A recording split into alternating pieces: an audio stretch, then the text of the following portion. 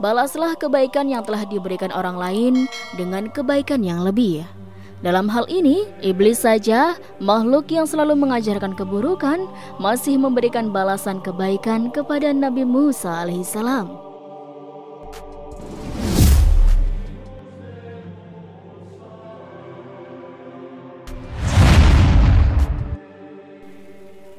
Sobat Rizky rahimakumullah, kisah kali ini yakni tentang kisah iblis yang hendak taubat.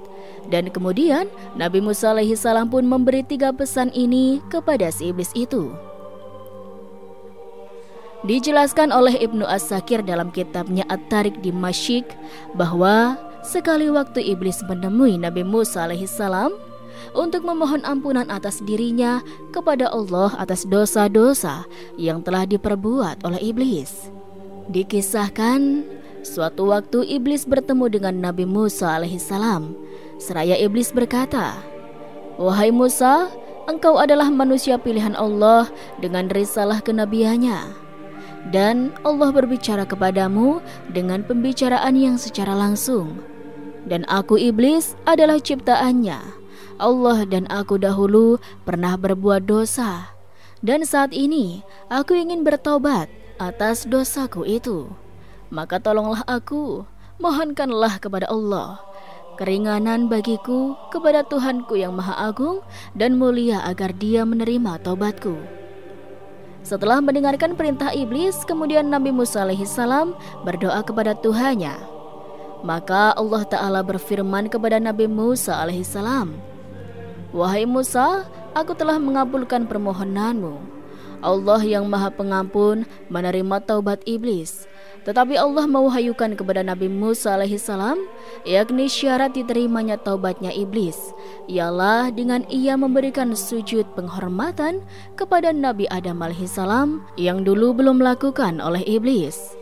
Ketika Nabi Musa alaihissalam bertemu dengan iblis, Musa alaihissalam berkata, "Engkau diperintahkan oleh Allah untuk bersujud, sujud penghormatan kepada Adam alaihissalam. Di kuburnya, maka Allah Ta'ala akan menerima taubatmu." Mendengar perkataan Nabi Musa alaihissalam tersebut, iblis kembali merasa sombong dan marah sampai berkata, "Saat Adam hidup saja aku tidak mau bersujud kepadanya, apalagi saat ini ketika ia telah mati." Iblis kemudian berkata, "Wahai Musa, sungguh engkau memiliki hak atasku karena dirimu telah memohonkan keringanan kepada Tuhanku. Ingatlah dariku akan 3 keadaan supaya engkau selamat dari kebinasaan dalam ketiga keadaan itu. Pertama, ingatlah aku saat dirimu marah, karena saat itu akulah yang berbisik dalam dirimu. Dan pandanganku ada dalam pandanganmu. Aku masuk ke dalam dirimu melalui aliran darah. Kedua, ingatlah aku ketika engkau dalam peperangan, karena sesungguhnya akulah yang mendatangi manusia saat peperangan. Lalu aku ingatkan mereka akan anak dan istrinya, hingga akhirnya mereka pun lari dari peperangan. Ketiga, janganlah engkau duduk bersama perempuan yang bukan mahrammu, karena aku adalah perantaranya kepadamu dan perantaramu kepadanya untuk berbuat zina." Informasi yang diberikan iblis kepada Nabi Musa alaihissalam sejatinya ialah informasi juga untuk seluruh manusia. Maka hendaklah setiap manusia berhati-hati akan godaan iblis dan bala tentaranya, terutamanya dalam ketiga keadaan yang telah disebutkan di atas. Sobat Rizky rahimakumullah, banyak hikmah yang dapat diperoleh dari kisah tersebut. Di antaranya, Allah Ta'ala adalah Tuhan yang Maha Pengampun lagi Maha Penyayang. Pintu kasih sayang dan ridhonya terbuka bagi siapa saja yang hendak berdiri menghamba di hadapannya, termasuk iblis sekalipun. Allah akan mengampuni setiap dosa hambanya selama hamba tersebut melakukan taubat secara ikhlas dan bersungguh-sungguh. Seluruh dosa dapat diharapkan taubatnya, kecuali dosa-dosa hati seperti sombong yang menghalangi iblis mendapatkan ampunan dan rahmat-Nya Allah. Bukan hanya karena ketidakpatuhannya kepada perintah Allah, melainkan sebab utamanya ialah sifat sombong yang ada dalam diri iblislah yang menghalanginya memperoleh ampunan Allah. Maka hendaknya kita jaga diri kita agar terhindar dari dosa-dosa hati. Balaslah kebaikan yang telah diberikan orang lain dengan kebaikan yang lebih. Dalam hal ini, iblis saja, makhluk yang selalu mengajarkan keburukan, masih memberikan balasan kebaikan kepada Nabi Musa alaihissalam, karena telah memohonkan keringanan agar Allah menerima taubatnya iblis. Balasan kebaikan iblis ialah iblis menginformasikan kepada Nabi Musa alaihissalam agar waspada dalam 3 keadaan. Karena dalam keadaan-keadaan tersebut, iblis banyak membuat manusia menjadi binasa. Sobat Rizki rahimakumullah, dalam kitab Al-Mawaiz Al-Usfuriyah berisi nasihat-nasihat ringan. Syekh Muhammad bin Abu Bakar Usfuri mengulas sebuah kisah seorang fasik keluar dari ketaatan dan sering melakukan dosa yang mendapat rahmat dan ampunan Allah Subhanahu wa Ta'ala. Dikisahkan pada zaman Nabi Musa alaihissalam, ada seorang laki-laki meninggal dunia. Kemudian jenazahnya dibuang oleh warga ke tempat sampah. Orang-orang tidak memandikannya dan tidak mau menguburkannya karena kefasikannya. Kemudian Allah Subhanahu wa Ta'ala mewahyukan kepada Nabi Musa alaihissalam dan berfirman, "Wahai Musa, ada seseorang yang mati di daerah Fulan pada tempat sampah. Dia adalah seorang wali dari para waliku. Mereka belum memandikannya, belum mengkafaninya, dan belum menguburkannya. Maka pergilah engkau, mandikanlah, kafanilah, salatilah dan kuburkan dia." Nabi Musa alaihissalam pun mendatangi tempat itu dan menanyakan orang-orang tentang keberadaan mayit tersebut. Mereka pun berkata kepada Nabi Musa, "Hai Musa, kami melihat ada seseorang yang mati dengan sifat begini dan begitu, dan sesungguhnya dia adalah seorang fasik yang nyata." Kemudian Nabi Musa bertanya, "Di mana tempatnya? Karena sesungguhnya Allah Ta'ala telah mewahyukan kepadaku karena dia. Beritahukan padaku tempatnya." Namun orang-orang pun pergi meninggalkan Nabi Musa.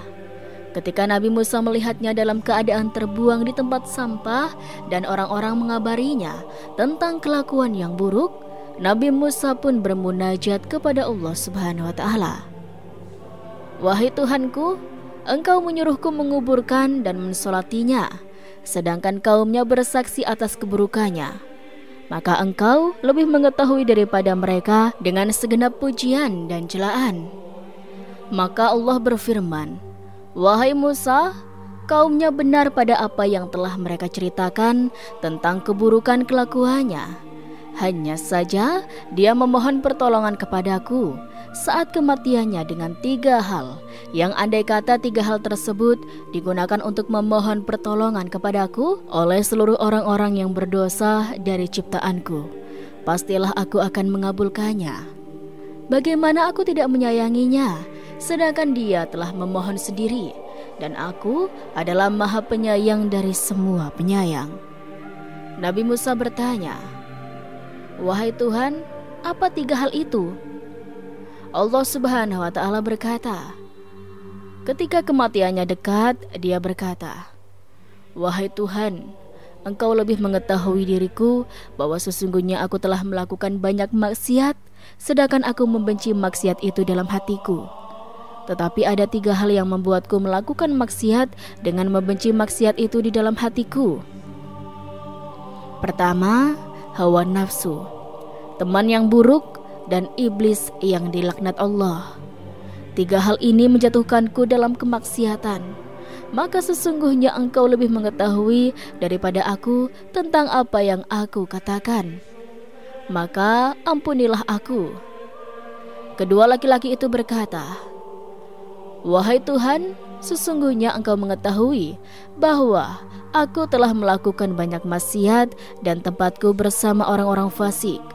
Namun aku suka berteman dengan orang soleh.